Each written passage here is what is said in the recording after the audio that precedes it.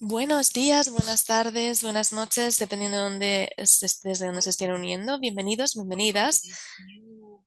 Bienvenidos a todos a este nuevo episodio de Groundwork Policy Briefings for Action. Buenos días, buenas tardes, buenas noches. Estamos esperando que se unan todos los participantes. Tenemos más de 350 participantes registrados, así que vamos a darles un par de minutos para que se unan todos ellos. Bienvenidos, bienvenidas a este. Soy Paula Alvarado de Seed for Change y bienvenidos, bienvenidas a un nuevo episodio de Downward Policy Briefings for Actions. Bienvenidos, bienvenidas. Estamos esperando que se unan todos los y las participantes. Nos encantaría si se presentaran por el chat, nos encantaría que se presentaran, nos dijeran de dónde vienen, a quién representan. Como saben, somos parte de una iniciativa de Seed for Change, una plataforma internacional con el apoyo de CLUA, Tinta International Climate Politics Hub. Desde 2023, estas sesiones informativas han llegado a más de 2.000 personas que trabajan en los ámbitos de clima, biodiversidad y gobernanza energética. Bienvenidos, bienvenidas, bienvenidos a esta sesión. Estamos esperando a ver cuántas personas están participando. Les estamos dando la bienvenida a todos y a todas. Vamos a esperar un par de minutos para las personas que se están uniendo. Les pedimos otra vez que se presenten por el chat, que nos digan sus nombres, qué organización pertenecen, desde dónde se unen. Buenos días, buenas tardes, buenas noches. Antes de empezar, un par de cuestiones prácticas. Tenemos interpretación en directo al inglés, español, portugués, francés e indonesio.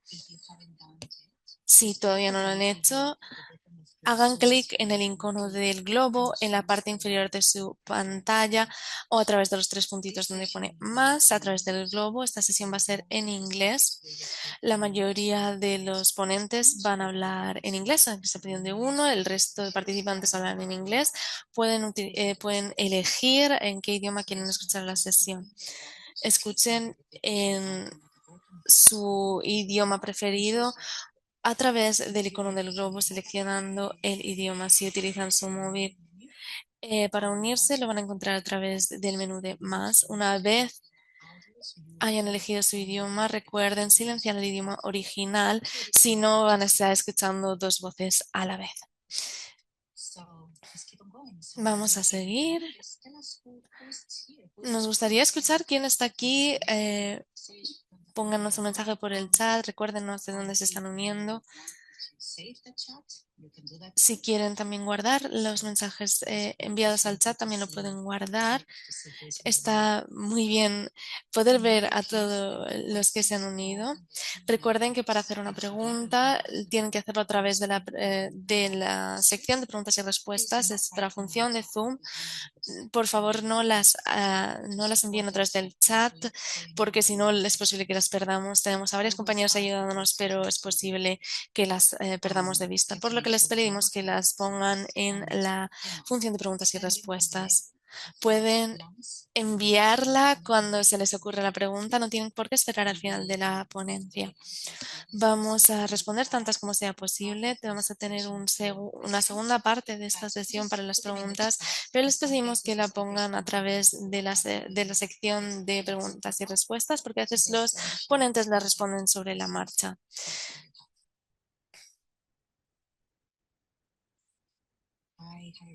Buenos días a todos y todas. Es maravilloso tenerles aquí. Estoy viendo que se están presentando algunos de ustedes en el chat y me encanta verles en el chat. Vamos a empezar entonces. Vamos a darnos un poco de contexto. Vamos a ver cómo están las cosas el día de hoy. Empecemos hablando de la transición justa. Es un concepto que tiene que ver con que la eliminación del consumo de combustibles fósiles debe ser de forma justa y teniendo en cuenta que afecta a todos los sectores de la sociedad, desde el empleo hasta los medios de vida, salud, acceso, y quién gana y quién pierde por el camino. También es uno de los mayores compromisos de los pueblos indígenas en el proceso climático actual. Hoy vamos a seguir un hilo conductor a través de todo esto y es la cuestión de los minerales de transición. Como todos saben, como todas saben, porque llevan bastante tiempo siguiendo este tema, la transición energética requiere minerales como el cobalto, el cobre, el litio y el níquel. Y ahora se unen dos cuestiones que se están retroalimentando y que están impulsando esta demanda. Por una parte, el cambio climático y por otra, la disrupción del suministro energético global. Cuando el presidente de la COP31 se dirigió a las conversaciones de Bonn de este mes, que se están celebrando en Bonn este mes, argumentó que todos tenemos derecho al viento y al sol, con lo que tenemos dos narrativas. Las energías renovables para acción climática y las renovables para la autonomía energética, pero ambos requieren estos minerales y el efecto de ambos es afianzar la extracción en lugar de facilitar estas tensiones. La geografía de esta extracción también es muy específica. Un estudio de 2022 mapeó más de 5.000 proyectos de minería de mineras de transición energética en todo el mundo y encontró que más del 54% de estos proyectos se encuentran cerca o dentro de la delimitación de territorio de pueblos indígenas. Así que lo que nos planteamos es quién decide cómo se minan estos minerales y en qué condiciones se hace en territorios indígenas, así como en territorios afrodescendientes y las comunidades locales.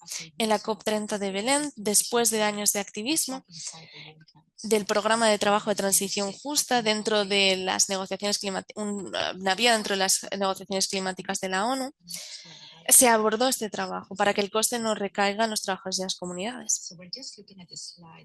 Si vemos las diapositivas aquí que tenemos enfrente, podemos estudiar un poco más lo que tiene que ver, que ver con la transición justa, con sus diferentes áreas. Cuando hablamos de esta transición energética justa, hablamos de todos estos factores. Como he mencionado, nos vamos a centrar en los minerales de transición. ¿Qué pasó en la COP30? La COP30 recogió, dentro del proceso climático se aceptaron los mayores reconocimientos de derechos indígenas. Y el párrafo 12i reconoce la importancia del consentimiento libre, previo e informado en línea con la Declaración de las Naciones Unidas sobre Derechos de los Pueblos Indígenas. Afirma el derecho a la determinación y los derechos y protecciones de derechos indígenas. También acordó protecciones de pueblos indígenas en aislamiento voluntario y contacto inicial. La misma decisión acordó establecer un nuevo mecanismo de transición justa para apoyar la cooperación internacional, asistencia y fortalecimiento de capacidades, entre otras. Claire, ¿podemos cambiar de diapositivas?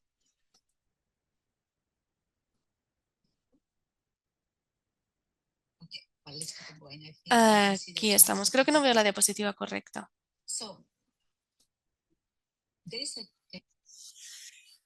Claire, ¿podemos pasar de diapositivas?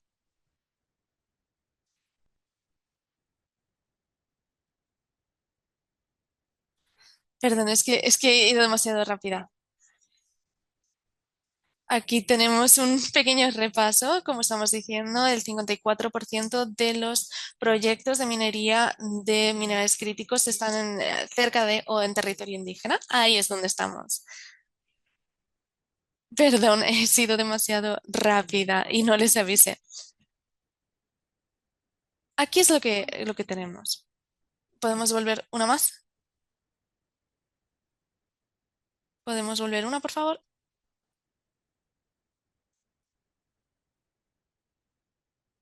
Claire, ¿otra diapositiva hacia atrás más? Sí, gracias. Esto es lo que estábamos estudiando. Sabemos que en la COP30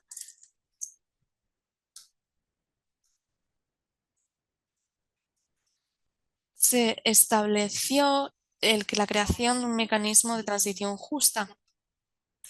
¿Y cómo se va a implementar este mecanismo de transición justa? Es lo que vamos a hablar hoy. ¿Cómo se va a gestionar? Esto se va a decidir en la COP31, por lo que tenemos una brecha. ¿Por qué? En este acuerdo de la COP30 hay una brecha. Y esta brecha tiene que ver con la mención de los minerales de transición y el impacto de los minerales de transición. Ambas cuestiones se retiraron del texto final. El proceso climático reconoce los derechos de las personas que habitan en los territorios donde están estos territorios, pero no nos dice nada más.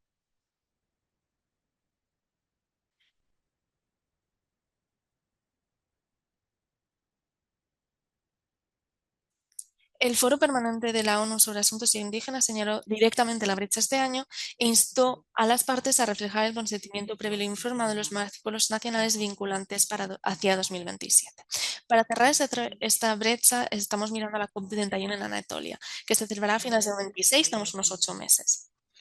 El mecanismo que se acordó en Belén todavía no se ha considerado en su implementación, cómo va a funcionar, quién va a participar, cómo se van a gestionar los riesgos que conllevan los minerales de transición para los territorios. Todas estas preguntas siguen ahora mismo sobre la mesa y se están hablando en las negociaciones climáticas de Bonn. Esta es una oportunidad que tenemos ahora, es una oportunidad abierta y es por lo que estamos aquí hoy. Cada uno de nuestros cuatro participantes de hoy van a hablar sobre esto. Tenemos a John Carlin. Voy a pedirles a mis compañeros si por favor pudieran avanzar en las diapositivas.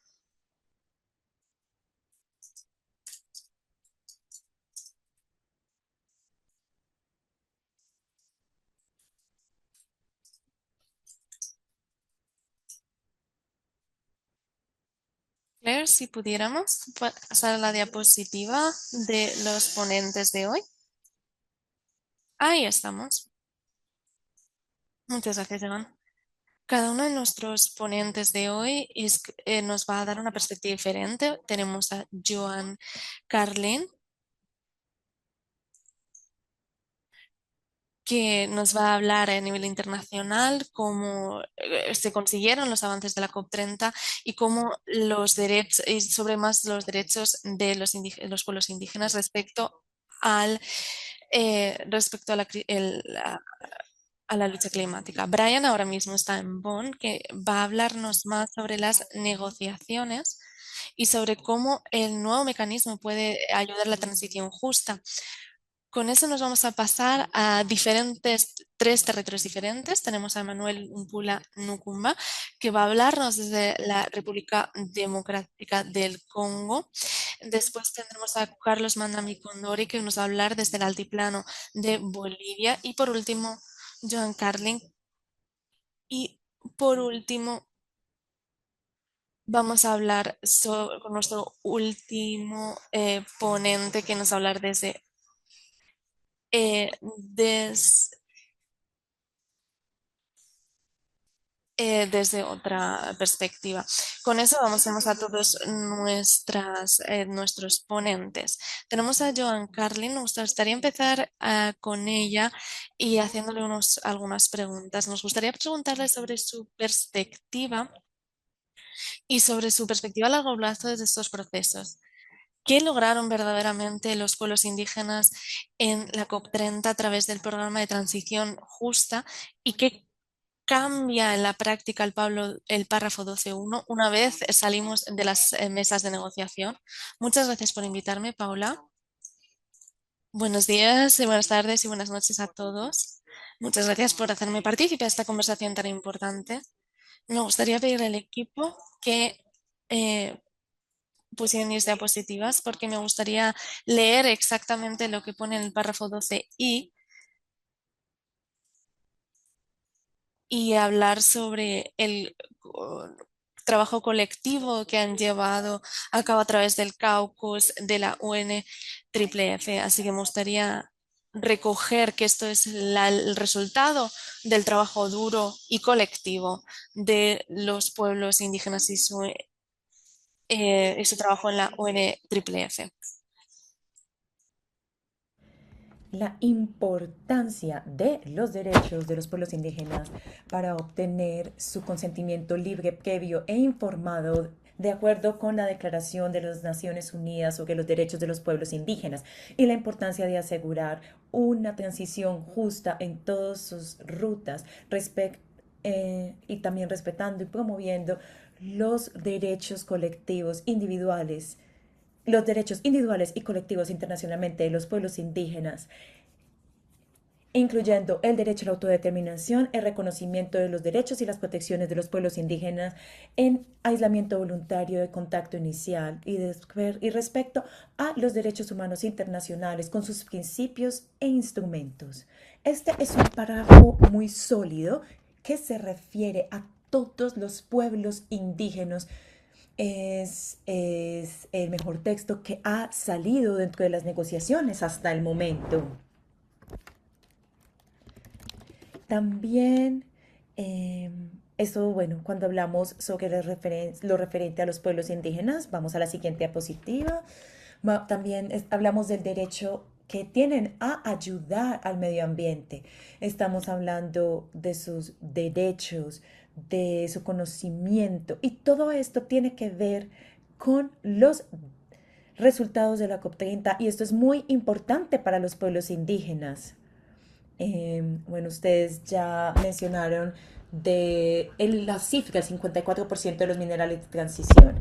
En esta diapositiva vemos la ubicación de este 54%. Lo que ven en amarillo son territorios indígenas. Y podemos ver que hay conflictos en todo el mundo. Vemos los conflictos en todo el mundo por los planes de minería y extracción de estos minerales de transición. Siguiente diapositiva, por favor. Y vale, lo que vemos en esta diapositiva son los impactos sociales y ambientales que ya están sucediendo, por ejemplo, en Colombia, en Birmania, en la República Democrática del Congo, con la minería del cobalto, níquel, cobre y otros minerales. El 62% también están en áreas que tienen riesgos, por ejemplo, el triángulo del litio entre Bolivia, Chile y Argentina. Más tarde, otro de los panelistas hablará al respecto. También lo vemos en México, en Australia. La minería de litio utiliza muchísima agua y es una amenaza para el suministro hídrico. También, por ejemplo, estamos hablando de la seguridad alimentaria. Esta también se ve impactada por la minería. Lo vemos en la RDC y en general en África. Y esto llega donde el 71% de las actividades mineras se está llevando en regiones con inseguridad alimentaria. Esto tiene fuertes implicaciones en la minería de transición. Además, estamos hablando de expropiaciones masivas. Muchísimas, millones de personas han perdido sus medios de subsistencia. También ha habido devastación. Estamos viendo un aumento en la inseguridad alimentaria. También la amenaza al conocimiento intergeneracional y también a la supervivencia intergeneracional de los pueblos indígenas. Entonces, estos acuerdos históricos durante la COP30 son relevantes para los pueblos indígenas, sobre todo para los derechos fundamentales de los pueblos indígenas, la tenencia de tierra, el consentimiento libre, previo e informado, la autodeterminación, son críticos. Es importantísimo para proteger nuestros derechos en toda esta parte de la extracción minera de los minerales de transición, sobre todo cuando estamos hablando de imponer esta transición justa. Si miramos a las partes claves, Obviamente tenemos a los estados. Se supone que son quienes tienen que gestionar esto. Tenemos a los inversores, tenemos a las grandes empresas. Y claro, ahí es donde se tienen que declarar este apoyo a una transición justa para los minerales. Y claro, tenemos diferentes organizaciones, por ejemplo, la OCDE, la cual tiene unas guías sobre negocios responsables, la IFC del Banco Mundial, que también quieren financiar y quieren apoyar esto. También tenemos el Consejo Internacional de Métodos y Minería, a la cual se adhieren, por ejemplo, las compañías mineras, y también tenemos una iniciativa para los estándares consolidados de la minería.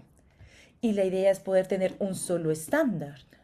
Y claro, ellos tienen unos estándares que se ajustan a estos acuerdos. Por ejemplo, respecto al consentimiento previo, libre e informado, estos estándares son voluntarios. Claro, y esa es mi pregunta, Joan. ¿Cómo se ve esto verdaderamente en la práctica? Porque estamos hablando de espacios internacionales y sé que ustedes están trabajando muy fuerte para que esto se implemente, pero esa es la teoría que pasa en la práctica. Lo que vemos en la práctica es una violación sistémica a estos estándares y esto es lo que nos preocupa muchísimo. Como ya lo dije, esto, esto se nos impone y no se respeta el consentimiento previo, libre e informado.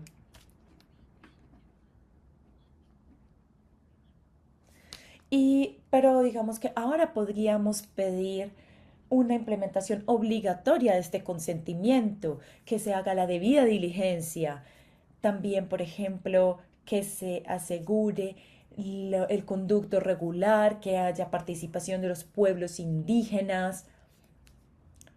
Y todo esto está dentro de estas políticas, pero no se está llevando a cabo. Y por eso vemos las violaciones y abusos sistémicos, como la expropiación de tierras, de recursos. Esto sigue sucediendo en diferentes lugares donde la minería de transición se está llevando a cabo.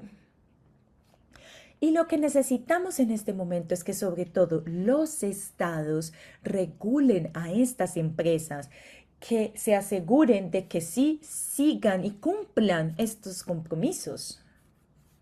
Y necesitamos una parte que regule dentro de los estados a las empresas, a los inversores, que de verdad les hagan cumplir y proteger los derechos de los derechos humanos, los derechos de los pueblos indígenas, que de verdad respeten el consentimiento libre, previo e informado, que hayan mecanismos de reparación. Porque esos son los problemas, es lo que estamos viendo, porque cuando se afecta a las comunidades, ellas no tienen acceso a la justicia. Y ahí es en donde vemos que, por ejemplo, los recursos se destruyen, se contaminan y qué pasa con su subsistencia, no tienen a dónde ir. Esto es un gran tema, es una gran problemática en la minería de los minerales de transición. No hay mecanismos de rendición de cuentas cuando estas empresas e incluso los estados violan nuestros derechos. Simplemente pasan por encima de nuestros derechos.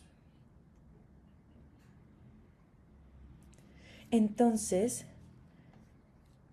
entonces estas comunidades, especialmente las que tienen los minerales de transición en sus territorios, necesitamos que estas comunidades sepan, conozcan sus derechos sobre sus tierras y que puedan desarrollar sus propios protocolos sobre cómo se debería llevar a cabo el consentimiento previo, libre e informado, para que puedan interactuar con los gobiernos, con las empresas, asegurando el respeto de sus derechos y su bienestar.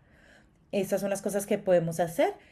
Uno es asegurarnos que las comunidades conozcan sus derechos y que fortalezcan y consoliden sus instituciones y organizaciones indígenas para poder hacer los protocolos de consentimiento libre, previo e informado, para poder guiar estas participaciones para que puedan proteger sus derechos y que sus gobiernos no solo consulten con ellos, sino que también deberían obtener su consentimiento antes de cualquier actividad minera, antes de que se lleve a cabo cualquiera de estas cosas. Lo que está sucediendo en este momento es que son procesos de consulta cuando ya se han otorgado permisos a las empresas mineras. Así que esta parte de previa no ha sido honrada. Esto debe ser antes incluso de que haya una exploración. Necesitamos que se comparta información objetiva, por ejemplo, el impacto en la biodiversidad. ¿Qué pasa en las comunidades con estos proyectos? Esto es algo que las comunidades en este momento pueden utilizar. Cualquier empresa que tenga que ver con minerales de transición necesita respetar sus derechos y obtener su consentimiento. Gracias, Joan. Vamos a volver contigo más tarde para hablar sobre qué está pasando en Asia y precisamente qué es lo que se ajusta a lo que estás mencionando, que es la falta de respeto a, a lo que ya se ha acordado. Y vamos a ver otro tema. Ryan Biscoe estuvo cuando se estuvieron discutiendo todos estos mecanismos y ahora va a hablar sobre este mecanismo. Brian va a hablar sobre qué está pasando en Bonn. Brian, bienvenido. Es genial tenerte aquí hoy.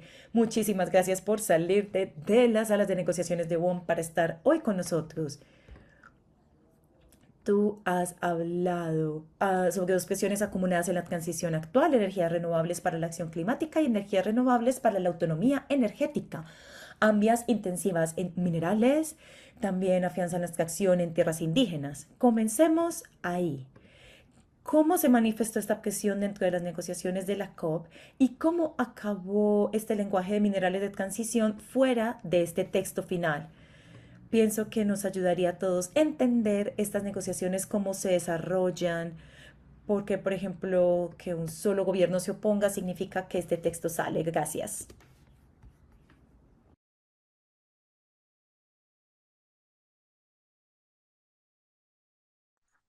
Acabo de dar una presentación en mi idioma indígena. Yo soy Maya Utsil de Guatemala. Trabajo como coordinador para SIGRE y trabajo también en las negociaciones de la COP30 para una transición justa como parte del campus indígena. Muchas gracias por la pregunta. Como acabas de mencionar, estoy uniéndome desde Bonn, donde estamos hablando sobre la implementación del mecanismo de transición.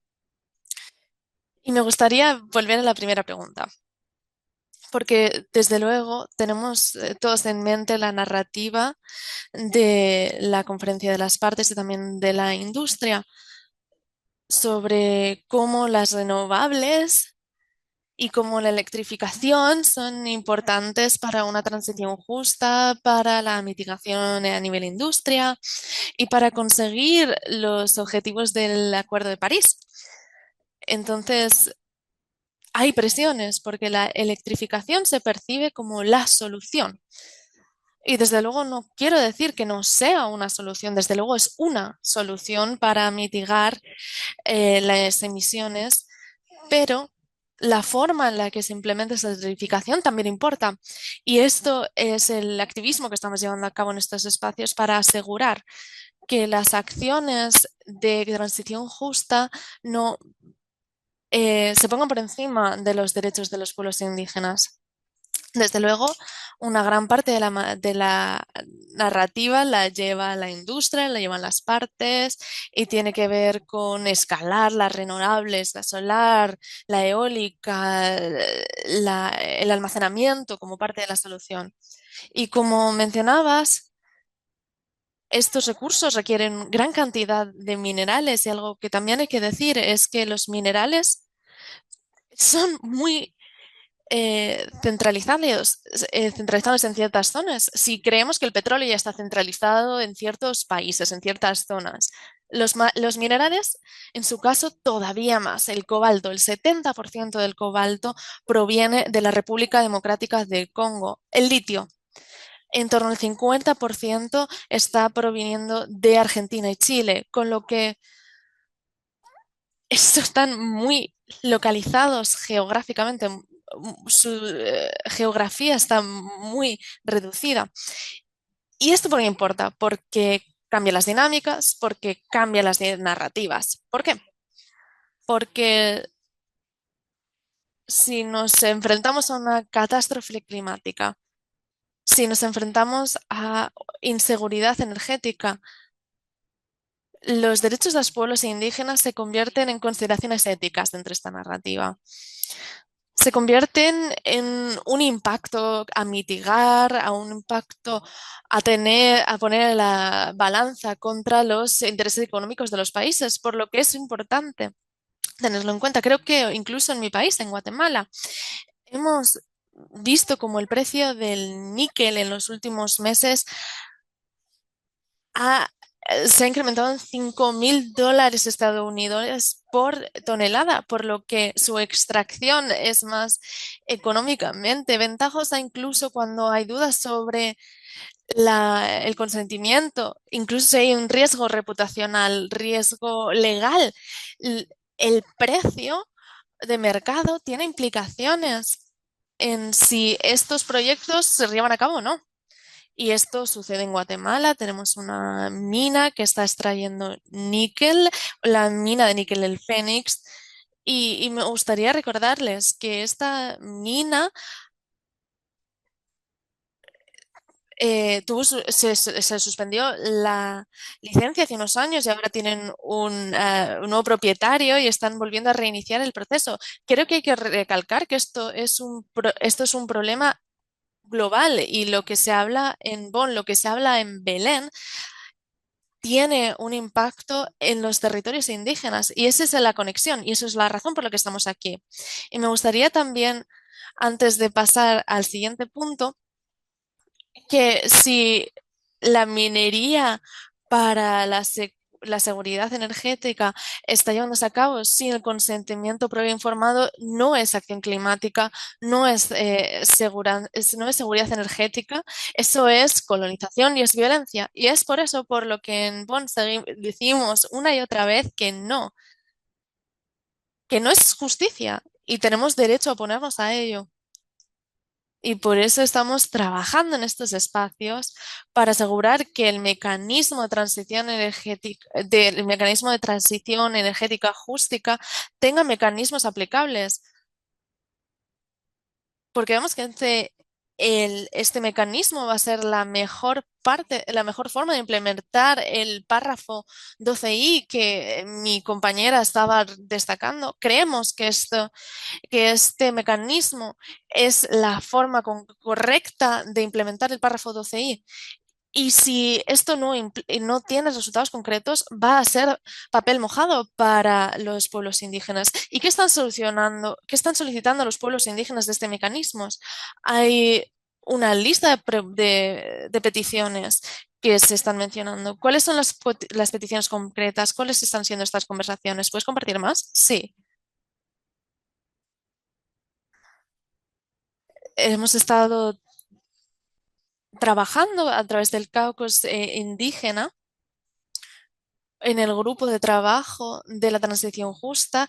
Hemos estado redactando una lista de recomendación para las partes, para que lo tengan en consideración para la implementación del párrafo 12i y el párrafo 18, que también es un párrafo muy importante porque reconoce la Declaración de las Naciones Unidas de Derechos Indígenas y también la Declaración de Derechos de las Naciones Unidas como herramientas que guíen la transición justa. Entonces, lo que estamos solicitando como grupo es que el mecanismo, a través de sus funciones, el mecanismo a controlar sus funciones, va a tener también un peso institucional, esto es lo que se está negociando por parte de las partes también, va a tener también resultados y va a tener modos también, que seamos capaces de añadir la implementación del párrafo 12i y el párrafo 18 a nivel horizontal, a nivel principal, y que también entremos en la, la implementación del mecanismo. Por ejemplo, la guía política. El mecanismo puede apoyar a las partes a la hora de implementar estrategias de transición justa a nivel nacional. Tenemos que decirlo, la transición va a suceder a nivel nacional. Desde luego hay eventos globales que impactan a los minerales críticos, a los territorios indígenas, pero la transición se va a llevar a cabo a nivel nacional. Entonces, ¿cómo se va a implementar a nivel nacional? Importa. Hay herramientas.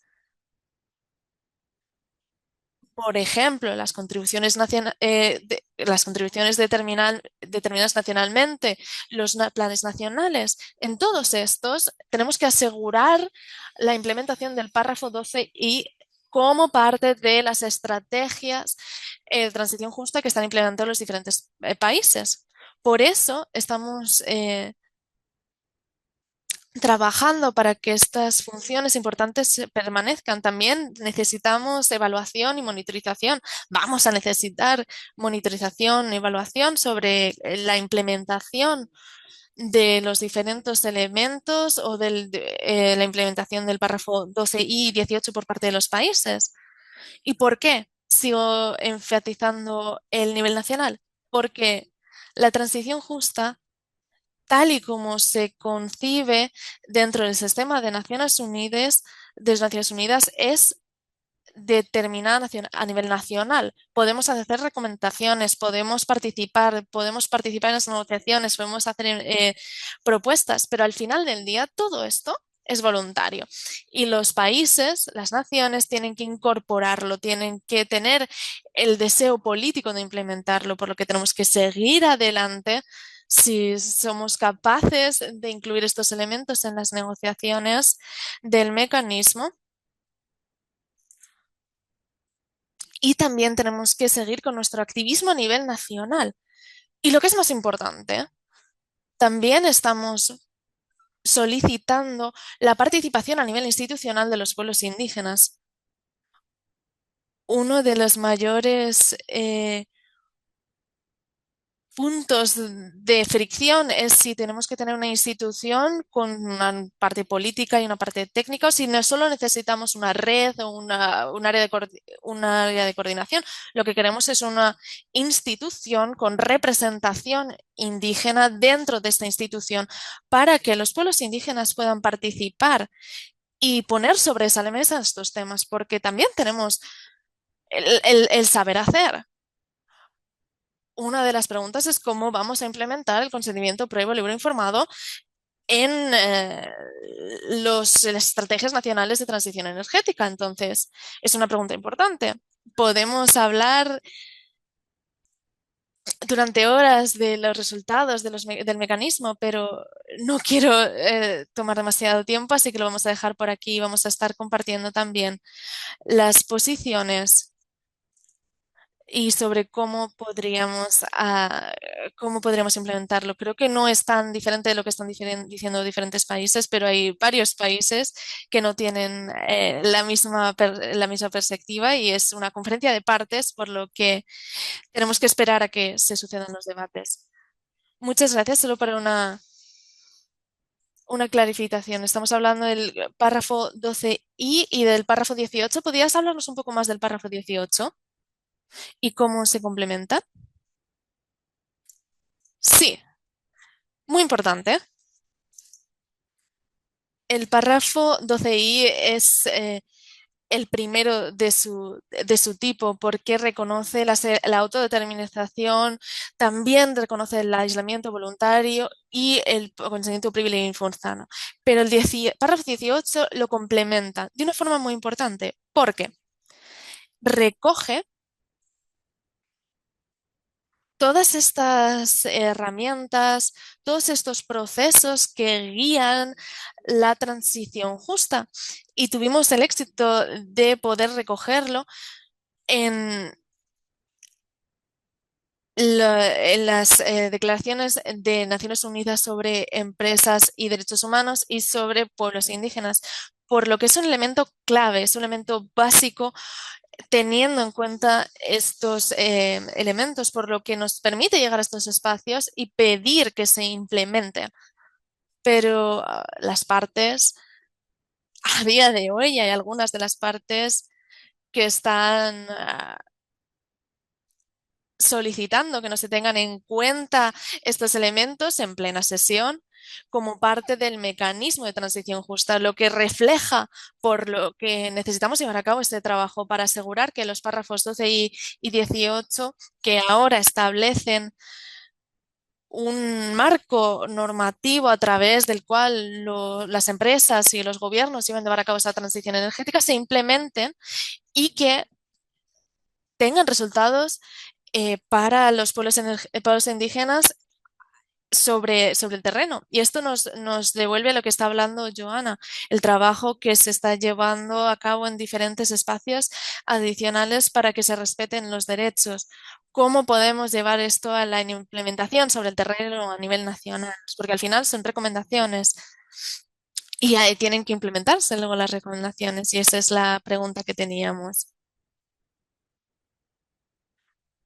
Ahora me gustaría ver si como junto con el público podemos recordarnos por qué las negociaciones están dando tanto, porque se llevan a cabo por consenso y por qué muchas veces no llegan a los resultados que queremos o que el público quiere, porque el hecho de que haya un solo país que esté en desacuerdo puede frenarlo todo. Muchas gracias, Brian. Volveremos después con algunas preguntas del público. Y con eso vamos a pasar a Emanuel Umpula Nukumba de AfreWatch. Nos va a ayudar a entender mejor lo que está sucediendo en la República Democrática del Congo. Emanuel, bienvenido al grupo. Tiene la palabra.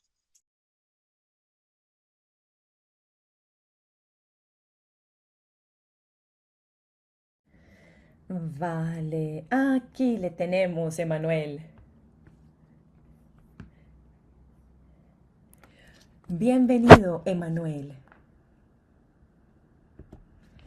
Emanuel es el fundador y director ejecutivo de AfriWatch, con sede en la República Democrática del Congo, y ha dedicado más de 20 años a la gobernanza de la minería y los derechos comunitarios en la región del cobre Copperbelt en el Congo. Vale, Emanuel, la RDC está validando una estrategia nacional para la industrialización verde, con promesas de procesamiento local. Y lo que quiero entender es qué pasa entre estas promesas y cuál es la realidad de las comunidades dentro de esta franja. Muchísimas gracias.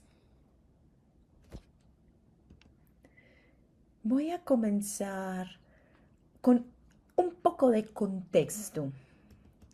Soy Emanuel Umpula.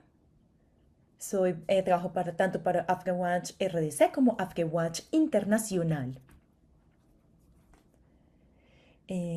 Respecto a esta región en el Congo, es una región rica en minerales: cobre, cobalto, litio, zinc. Y hoy puedo afirmar que hay una alta producción. Por ejemplo, respecto al cobre, hay producción de más de 3 millones de toneladas de cobre. Disculpa, Emanuel, qué pena que le interrumpa. Quisiéramos pedirle si puede hablar un poquito más fuerte. Solo un poquito. Muchas gracias. Vale, el Congo está produciendo alrededor de 3 millones, perdón, más de 3 millones de toneladas de cobre. más de 250.000 toneladas de cobalto.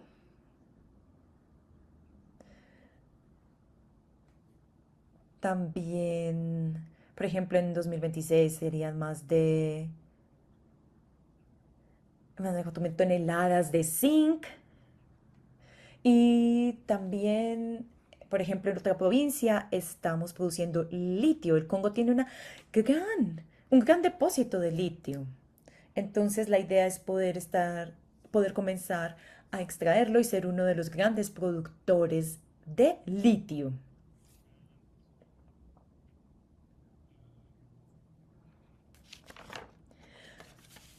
Entonces, ¿qué ha sucedido? Nosotros ya producíamos antes, después la producción disminuyó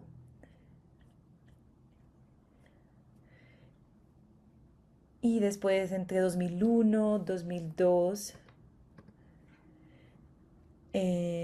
comenzó también como este boom de minería.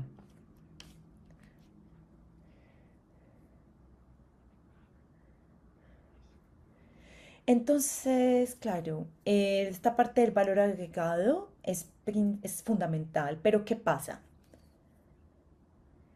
Cuando la minería estaba abierta a las empresas privadas, el Congo no pensó en este valor añadido a nivel local. Entonces ahora el Congo está exportando estos minerales, pero solo tenemos estos métodos para el cobre, para hacerlo de manera local. Pero, por ejemplo, el cobalto se exporta como materia prima, mientras que, por ejemplo, la refinación se da en el China. Digamos que en este momento el 80% del Congo está orientada al cobalto, el cual se refina en China. Entonces nosotros no lo refinamos localmente. Y en este momento el Congo quiere volver a esta parte. Vemos, em, estamos teniendo estos diálogos, tenemos que refinar estos minerales de manera local. Pero claro, esto es lo que queremos, lo que el Congo quiere. Pero pasar de este deseo a la materialización e implementación, es el quid del asunto. ¿Qué pasa? Nos falta la tecnología, no tenemos la tecnología. Si necesitamos implementar esta refinación local, necesitamos tecnología que no tenemos. También, también hay que pensar en términos energéticos. Las empresas mineras dicen que no tenemos suficiente energía, entonces por eso no se puede refinar de manera local. Entonces tenemos por eso que mover los minerales fuera del país donde hay más energía. Esto es otro reto. También tenemos que ver todo el ecosistema. Porque claro, yo no soy un experto, pero lo que las personas dicen es que, por ejemplo, para el cobalto, si se le quiere dar este valor añadido a nivel local, es decir, en el Congo, lo primero que hay que hacer es ver qué pasa. No puedes transformar y, por ejemplo, llevar estos materiales de Congo a China. Tenemos que reforzar el ecosistema local. Entonces, por ejemplo, si nosotros refinamos localmente, los compradores también tendrían que estar ahí. Entonces, si el Congo quiere refinar, tenemos que tener eso también. Y otro reto es la parte financiera. El Congo necesita fondos. Hay, necesitamos fondos para esta idea de añadir valor de manera local.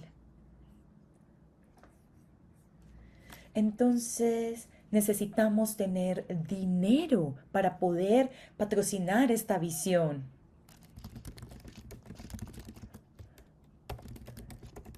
Entonces, claro, hay muchas partes que están hablando, pero nadie dice que sí va a poner este músculo financiero sobre la mesa para poder apoyarlo. Entonces, claro, una cosa es lo que queremos, pero ¿qué sucede? Estamos teniendo ideas, pero necesitamos ideas para llevar a cabo estas ideas. Entonces, claro, hay una brecha entre las ideas y lo que pasa con las comunidades. Exacto. Entonces tenemos esta idea y lo que está sucediendo es, por ejemplo, estamos hablando de las consultas. Eso es un problema, porque cuando hablamos de este consentimiento previo, libre e informado, no se está aplicando. Porque claro, las personas están viviendo en comunidades alrededor de la minería, pero por ejemplo no se está teniendo en cuenta a los pueblos indígenas, no se les está teniendo en cuenta a veces de pronto como una comunidad local. Y ahí hay una brecha muy grande, porque no los podemos incluir a todos de una sola manera. Hay pueblos indígenas, pero por ejemplo los ministerios, las empresas, lo ven todo como una sola comunidad. Entonces, este es un problema. No se les consultó. Exacto, no hubo proceso de consentimiento previo, libre e informado. Por ejemplo, en el caso de Manono, ahí hay pueblos indígenas. No están aplicando este consentimiento previo, libre e informado. Y cuando nosotros presionamos para que sucediera, pero claro, está este proceso de, de licencias, pero no es claro. Entonces, claro, nosotros, por ejemplo, como ONGs, tampoco podemos ser parte de esto. Vemos que ya hay una licencia para la empresa, por ejemplo, si en un proceso claro a nivel político. No hay una participación clara, no hay consultas ni consentimiento. Entonces hay muchos problemas. Por ejemplo, el segundo problema, toda la parte política. Nosotros estamos hablando también precisamente sobre las contaminaciones, porque hay contaminación de agua, de suelo, de aire. Nosotros hemos publicado 4 informes, pueden visitar nuestro sitio web y pueden ver cómo los diferentes tipos de contaminación están ahí y son un gran problema. Esto también genera, perdón, problemas y esta contaminación destruye la tierra.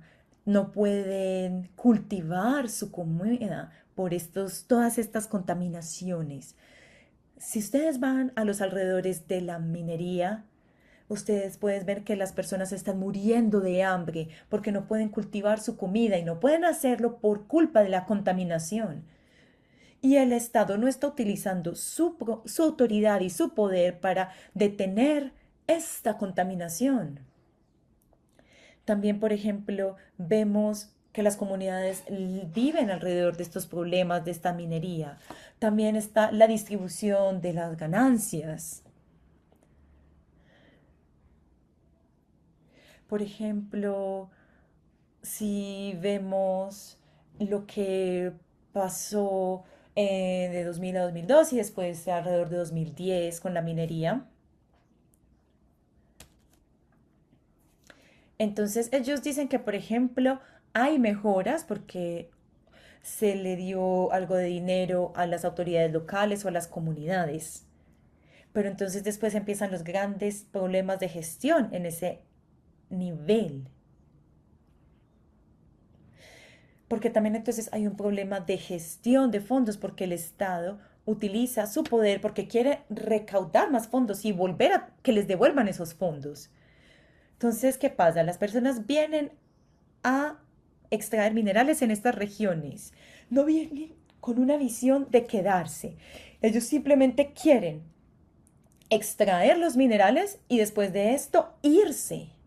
Entonces, la inversión a nivel de inversión social es muy baja. ¿Qué pasa en estas regiones? Por ejemplo, podrían construir una gran escuela para las personas. ¿Qué podrían hacer estas personas que, por ejemplo, si no vivan en la región, puedan invertir, que hagan una escuela, un hospital? Entonces, estos son los problemas que enfrentan las comunidades que viven en estas regiones. Entonces, si están ahí, van a ver que hay una alta producción, pero la pobreza también es muy alta. Entonces, no entendemos qué sucede. Y algo más que pasa es que cuando se extraen los minerales, respecto a las ganancias, hay muchísimas. Entonces, la pregunta es cómo se distribuyen esto. Porque claro, las empresas están haciendo muchísimo dinero y la mayor parte de las veces dicen, no, no están en el Congo, no están en África, pero sí están obteniendo su dinero con los minerales que vienen del Congo, porque están ahí en esta región. Entonces son muchísimos los temas y las problemáticas que tenemos que discutir. ¿Cómo nos aseguramos de que este dinero que sale de acá, por ejemplo, si hablas con muchas empresas, están diciendo, sí, estamos produciendo dinero, pero si te pones a ver, están haciendo mucho dinero, pero ¿dónde está este dinero? Entonces esta es la parte, ahí entra la parte de la localización, de añadir valor de manera local. Em,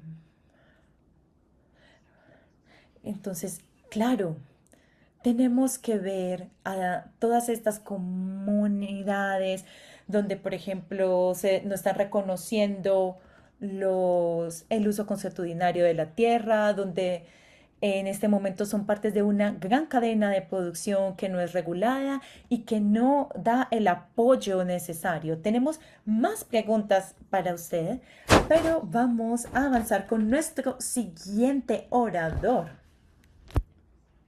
Así que ahora vamos a movernos de la región del Congo a Bolivia y vamos a estar con Carlos Mamani Condori, quien trabaja en diferentes espacios. Él es un aymara, historiador y organizador comunitario. Eh, y veo que esto es muy interesante y curioso. Él trabaja con la titulación de tierra con la parte de títulos de propiedad emitidos por la corona española en 1590. Y entonces quiero invitar a Carlos. Carlos, qué bueno poder verle y contar con usted con nosotros. Espero que su internet funcione muy bien. Quisiera hablar un poco con usted sobre su trabajo con los títulos de propiedad emitidos por la corona española, porque sé que usted está trabajando con estos documentos como una manera de proteger los derechos de los indígenas sobre su territorio y para proteger a estas comunidades frente a la extracción de minerales en sus territorios. Carlos, adelante, por favor. Cuéntenos sobre estos documentos y cómo están trabajando. También, esto no es solo con Bolivia, también se está hablando con la parte de Bolivia. Gracias, Paula. Antes saludos a Joan, Brian y Emanuel, con los que comparto la mesa. Mi trabajo sobre títulos es en cierta forma de hace tiempo, pero también ahora es reciente porque hay un gran interés sobre el triángulo de litio, como ya acaban de decirlo. El triángulo de litio se encuentra en la montaña de los Andes y afecta territorios de un pueblo que es el pueblo Colla. Están divididos entre la Argentina, Chile y Bolivia. Y además también tenemos en el departamento de Puno, en Macusani, que es litio en roca, ¿no? Porque el otro son litios en salares. Entonces, interesado en este tema de la explotación y porque, como ya lo han dicho, ninguna comunidad ha sido consultada, no han obtenido ni el Estado ni las empresas el consentimiento libre, previo e informado. y por otro lado a las comunidades se los ve como carentes de derechos y que no tienen capacidad alguna de negociar ni con el Estado ni con las empresas acerca de los beneficios que podrían resultar de la explotación del litio y mucho menos de los efectos que afecten al medio ambiente. Entonces, en esas razones que ya hace como unos 8 meses, algo así, he vuelto a revisar los títulos coloniales y entonces tuve la grata sorpresa de que eh, sean los salares argentinos como chilenos, el cobre de Chile, por ejemplo, o en el caso de los salares bolivianos, la corona española empezó a titular esos territorios a partir del año 1591. El asunto es que cuando llegaron los españoles, eh, empezaron a usurpar tierras indígenas. La corona se apropia de todos los territorios, pero respeta los territorios ocupados por los pueblos indígenas. Ante esa situación, la corona expide una cédula real, ¿no? Mediante la cual ordena la realización de la composición de tierras, es decir, había un desorden para la corona y había que ordenar la apropiada la tenencia de la tierra y el territorio. Entonces, a partir del año 1591, en todo el territorio americano y supongo que también en Filipinas, que dependía del virreinato de Nueva España, es- empieza a componerse la tierra y surgen los títulos llamados de venta y composición. Y justamente lo que estamos viendo aquí en esa fotografía son autoridades originarias en Bolivia que llevan un bulto, ¿no? En sus tejidos donde se encuentran los títulos coloniales. Entonces, ha sido muy importante en la historia de mi pueblo, especialmente en la parte que queda en Bolivia, la defensa de las tierras y los territorios en base a los títulos otorgados por la Corona de España, ¿no? Esos títulos son muy importantes porque exactamente establecen la dimensión del territorio indígena, establecen los límites, ¿no? Y también dan cuenta del acta de posesión. Había una costumbre colonial que era arrancar plantas, pajas, arbustos, botar piedras y los propietarios debían darse unos volteos en la tierra. Ese era el ritual de posesión español en todo el territorio colonial. Entonces, eso hacían las autoridades originarias, pero siempre había el abuso de los funcionarios y los colonos españoles. Entonces, una y otra vez a partir de 1591, los pueblos indígenas tuvieron que comprar y recomprar sus tierras para mantenerse libres, ¿no? Y en la época republicana, en el caso de Bolivia, esto se mantuvo y hasta hoy hay títulos coloniales que muchas autoridades lo conservan. El asunto es que por algunas cuestiones, por ejemplo, de escritura, porque es escritura antigua y hay que descifrarlo, entonces las autoridades no lo usan, o porque, como en el caso de Bolivia, dijeron que lo que primaba era el poder del Estado, el derecho del Estado, y que todo lo que eran minerales, todo lo que estaba en el subsuelo, pues pertenecía al Estado. Entonces, frente a eso, los pueblos indígenas quedaron inermes. En esta fotografía se ofrece lo que se llama pintura rupestre, arte rupestre, ¿no? Hasta hoy hay una danza que se llama de los cusillos, que existe en el sur del Perú y también en todo el altiplano boliviano, en Quito y en el departamento de Pasto en Colombia, llaman Yanauma a la danza, ¿no? Entonces, esta pintura es una pintura que lo encontramos justamente en la región del Salar, ¿no?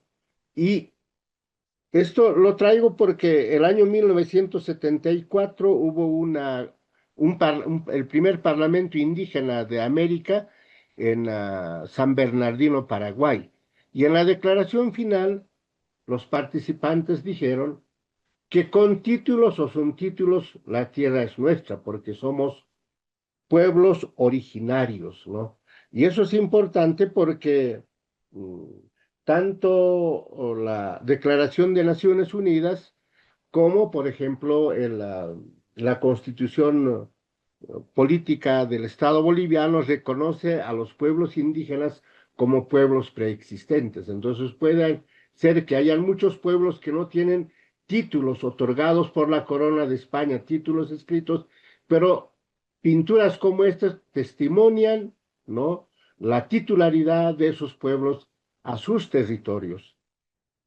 Entonces, volviendo a los títulos coloniales, lo que quería compartir es que en la tradición española, pues por todo el asunto de los compromisos que España adquiere con el papado de Roma, se compromete a mantener a la población indígena. Y para mantenerse la población indígena requiere tener asegurado el, los títulos coloniales. En esta fotografía que está en la frontera entre Bolivia y Argentina, se ve al Inca, ¿no? Este es un dibujo del Inca y que también da cuenta de cuál era la relación entre el Estado Inca y el territorio. Entonces, eh, todo lo que es ahora el triángulo del litio, pues fuimos parte del imperio inca. Y aquí tenemos entonces una constancia de cómo es que el Estado pues puso su sello en un territorio que está en esa frontera, como les decía, llamado La Quiaca. Entonces, volviendo a los títulos coloniales, esos títulos coloniales en todo el proceso, especialmente del siglo XIX, cuando vienen las repúblicas, viene una segunda ola de colonización en toda la región y el fin es acabar con la población indígena y para acabar había que privarle de sus títulos. Generalmente les roban los títulos, les confiscan y las comunidades no tienen con qué defender su derecho a la tierra y al territorio, ¿no? Y un título que mandé una copia es esta, ¿no? Donde se muestra la cédula real, ¿no? Donde aparece el título del rey, pero lo más importante es que esos títulos, cuando son originales, llevan el sello real en cera, ¿no? Y a la derecha lo que ustedes están viendo es el título con la autentificación del sello real.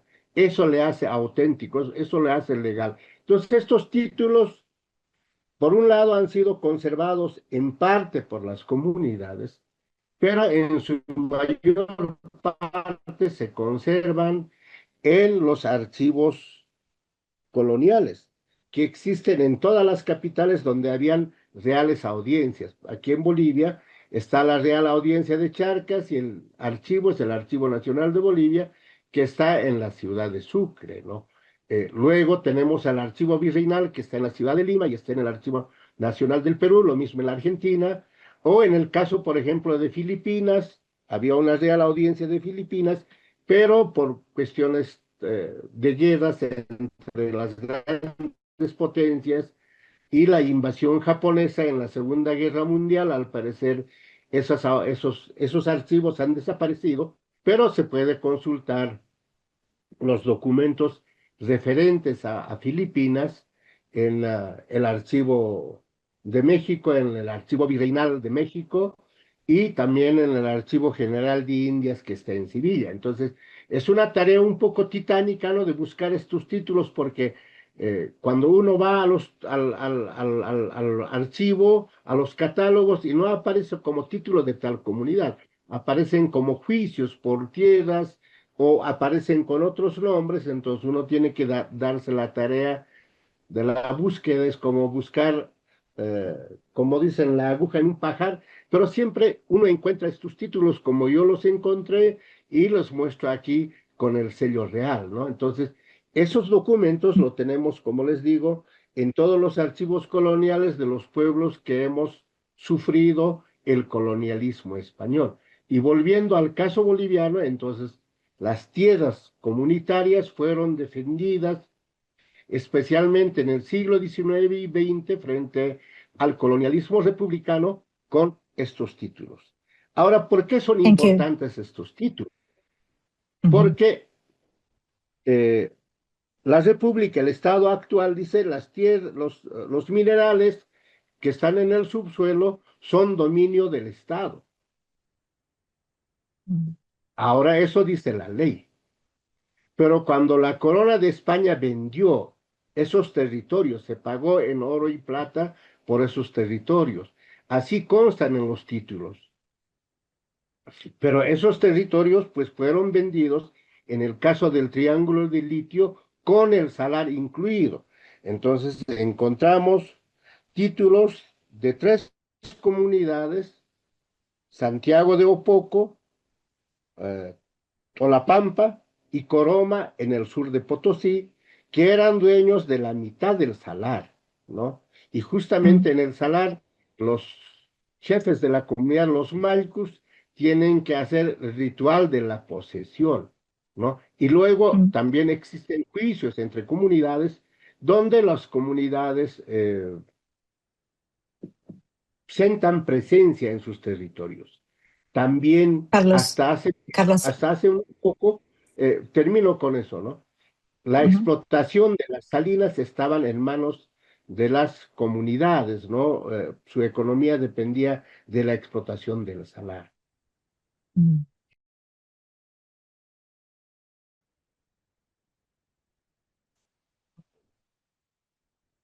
Muchas gracias. Un viaje increíble, esta investigación de búsqueda de los títulos territoriales. Tengo más preguntas para usted, pero como es habitual, nos estamos quedando sin tiempo en este webinario, con lo que voy a volver a hablar con Joan para hablar con la situación de Asia, y después vamos a tener una ronda con todos los panelistas. Sé que hay muchas de las preguntas del público ya se han respondido, porque igual tenemos un poquito más de tiempo para hablar con todos los panelistas. Así que volvemos a Joan. Muchas gracias. Me gustaría hablar de Asia y de lo que está sucediendo sobre el terreno. Vale, como saben, el níquel, que es un mineral muy práctico, se encuentra en Indonesia y en Filipinas.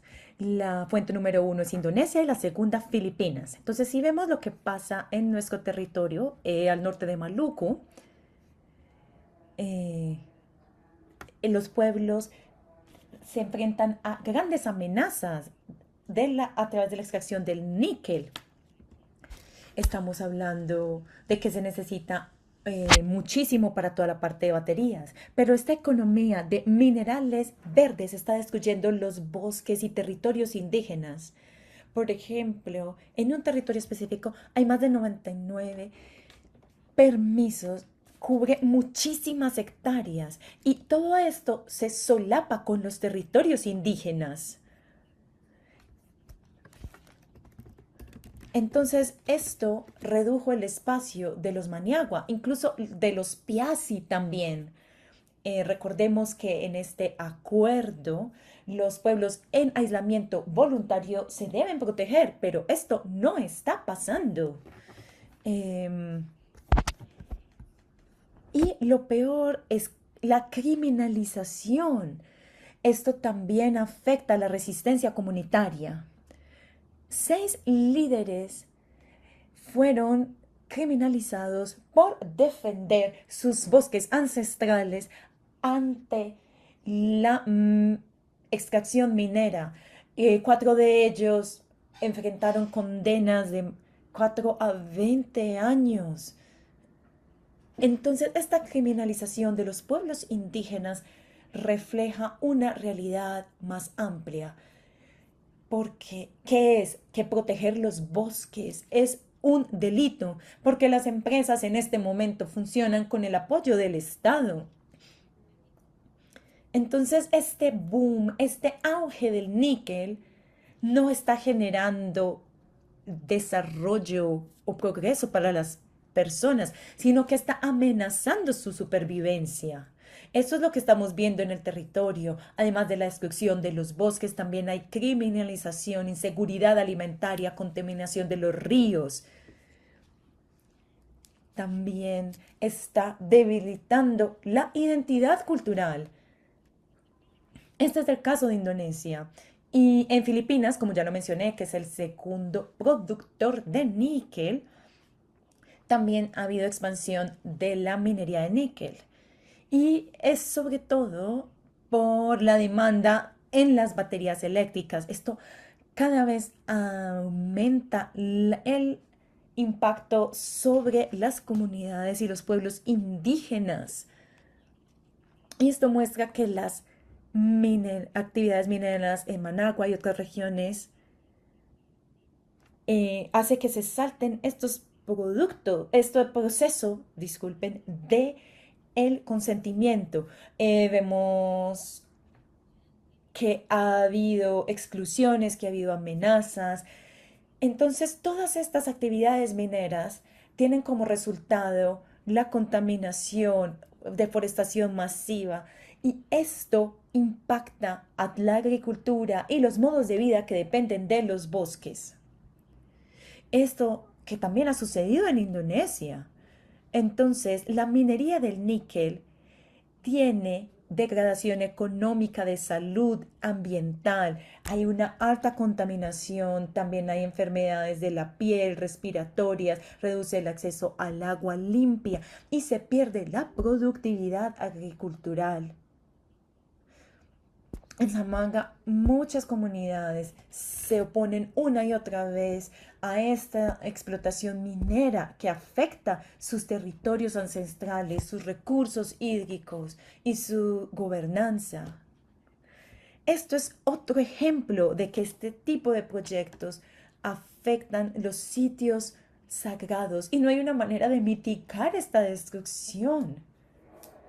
Entonces, estos temas donde estamos sacrificando todos esos territorios por una transición justa, repite estas violaciones sistemáticas que ya vimos de los derechos de los pueblos indígenas y además hay un aumento de la criminalización. Entonces, esta es una de las razones por las que mi organización está viendo y analizando todos estos temas, porque ha habido un aumento en los ataques y la criminalización, y todo esto está relacionado directamente con la transición justa. Esto es lo que está sucediendo en Asia, lo que estamos viendo en Bolivia y en la República Democrática del Congo. Exacto, es un problema común a todos los territorios en el mundo. Vale, Joan, en este momento todos los panelistas van a estar. Quiero invitar de nuevo a Emanuel, Carlos y Brian para que por favor se unan en este momento. Tengo una o dos preguntas para todos, así que podrían tomar turnos para irlas responder. Y creo que todavía tenemos algunas preguntas del público. Que hay algunas que han sido dirigidas a ustedes y no se han respondido todavía. Pero comencemos. Esperen que veo que Filipa levanta la mano.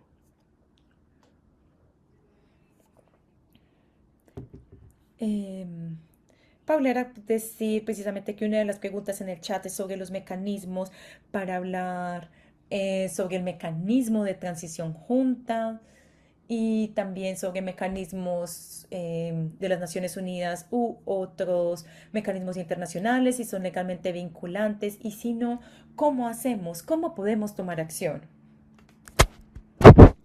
Vale, comencemos por ahí porque es una pregunta muy frecuente que aparece en esta conversación. Por ejemplo, ¿cómo volver estos mecanismos legalmente vinculantes? Brian, Emanuel, John, si quieren, ¿quién quiere responder primero? Vale, yo.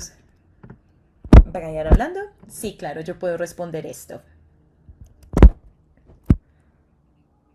Cuando estamos hablando de estos mecanismos legales, quisiera aclarar que el mecanismo de transición justa no es un órgano regulatorio, no está construido de esta manera. Se puede convertir en un espacio donde podemos traer todos estos temas a la luz, donde podemos continuar con nuestra labor de incidencia, donde podemos mostrar los retos, los riesgos de la extracción de minerales.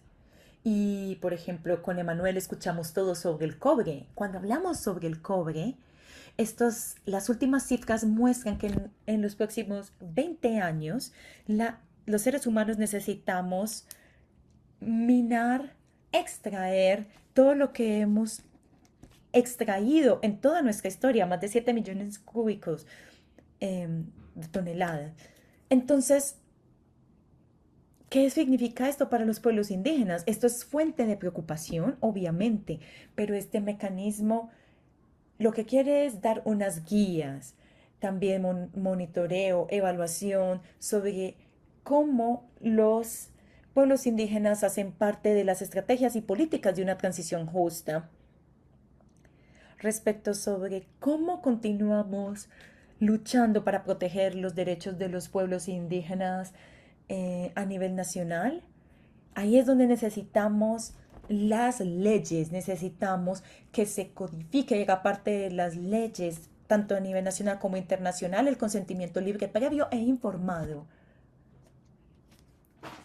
Necesitamos que esto se vuelva un mecanismo operativo, que no sea solo una consulta, que no sea un proceso que se quede ahí, sino que permita a los pueblos indígenas permitir o no que suceda en sus tierras.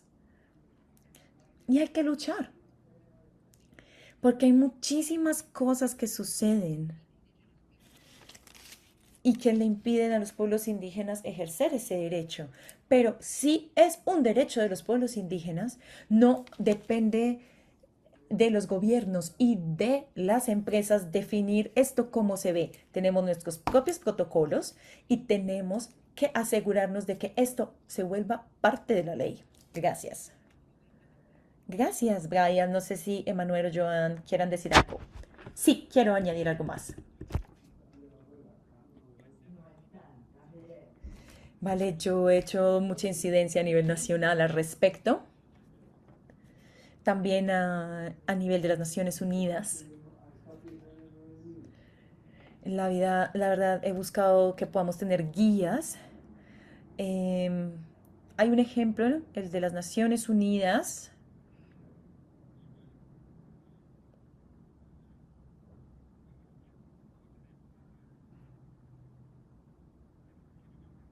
En este momento no recuerdo el nombre, pero recuerdo que hicimos incidencia al respecto.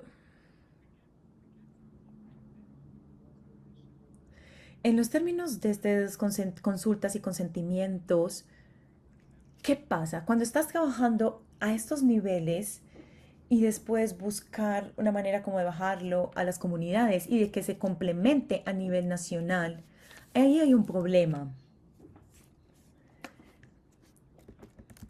La pregunta es cómo integrar esto a las leyes nacionales. Entonces, claro, ¿cómo transformarlo de la parte internacional a la parte nacional para poder implementarlo? En el caso de la RDC, nosotros, por ejemplo, tenemos el derecho a la consulta respecto a la minería. Pero incluso así tengamos esto en el código de minería, está la parte de implementación. Esto nos lleva a asegurarnos que los magistrados y las personas a cargo entiendan las leyes. Entonces, por ejemplo, lo que estamos haciendo en AfriWatch es implementar un ecosistema donde trabajamos con las universidades para poder tener evidencia. Trabajamos con los abogados también. Por ejemplo, con los bufetes de abogados para que puedan apoyarlos y trabajar juntos. Y, por ejemplo, tenemos una escuela donde formamos a los magistrados, a los abogados, porque, claro, necesitamos un ecosistema donde todos y cada uno entiendan los mecanismos, porque claro, hay cosas a nivel internacional, pero necesitamos asegurarnos que ellos entiendan todo esto a nivel nacional. Especialmente las personas necesitan reforzar esto. Así que esto tiene que ver muchas veces con los fondos y con el dinero y muchas veces los abogados, los magistrados. Ellos no piensan que las leyes respecto a la minería no piensan que eso sea parte del sistema judicial, porque también saben que hay muchísimos intereses en la mitad, que también hay muchos políticos. Entonces necesitamos forzarlos a que vean, a que vean que sí están implementando la ley, que si necesitan apoyar a esas comunidades, lo hagan y que se involucren en el proceso. Muchísimas gracias, Emanuel. Vale, en teoría tenemos 2 minutos y hay muchísimos temas sobre los que podríamos seguir hablando. Yo tengo una pregunta que piensen. Muchísimas de las personas acá en el público trabajan en incidencia, en creación de políticas, en financiamiento y de verdad están comprometidos con la causa. ¿Qué pueden hacer desde este momento hasta la COP31 para cerrar esta brecha? Y pensemos en algo más. La estoy mezclando con la pregunta de Mauricio. Además de la parte legal, ¿qué alcance tienen la parte de las campañas de los consumidores, de su concienciación? ¿Qué, ¿Qué se le puede sugerir a que hagan las personas que están hoy en este espacio entre hoy y la COP31 para cerrar esta brecha? Adelante, Joan. Rápido y conciso, por favor. Lo primero es apoyar a las comunidades a la defensa de sus territorios. Y lo segundo es que los consumidores de estos productos sean conscientes del impacto que tiene, porque los productos que están teniendo vienen de la sangre de los pueblos indígenas. Entonces también, claro, o sea, hay que dirigirnos a la cadena de producción de que hay un montón de violaciones de los derechos de los pueblos indígenas y que ellos no deberían comprar productos o incluso apoyar esta demanda que causa más desigualdad y que no hace nada por el cambio climático, no es una solución efectiva. Creo que definitivamente hay que cambiar esta narrativa y para poder cambiar esta narrativa, nosotros somos los que la obstruimos cuando no protegemos los pueblos. Entonces pienso que mostrar que los pueblos indígenas son quienes tienen la solución efectiva y buena al cambio climático y no solo ver la solución de negocios que en teoría es esta transición justa. Necesitamos solidaridad y apoyo a estas personas defensoras en la primera línea. Necesitamos cambios de políticas, implementación de los acuerdos, especialmente en la tenencia de tierras, el consentimiento previo libre e informado. Necesitamos pedirle a las empresas y gobiernos que hagan esto. Necesitamos no solo palabras, acciones, políticas e implementación clara en la práctica. Gracias, Joan. Brian, ¿qué añadirías?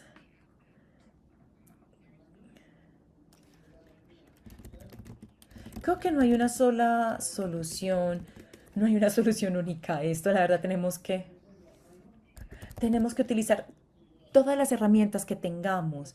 Por ejemplo, también el poder que tienen los consumidores. Es muy importante. Hay que tener una rendición de cuentas muy clara y traerla al frente.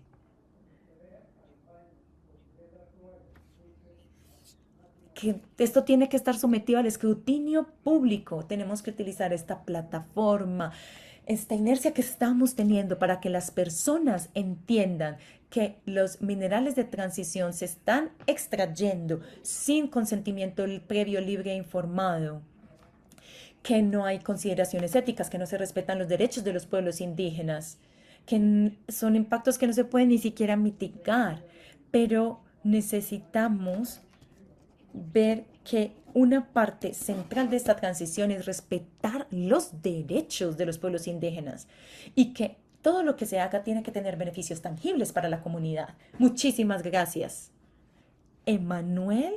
Y luego le pediría a Carlos también unas palabras finales. No sé si sigue ahí. Emanuel.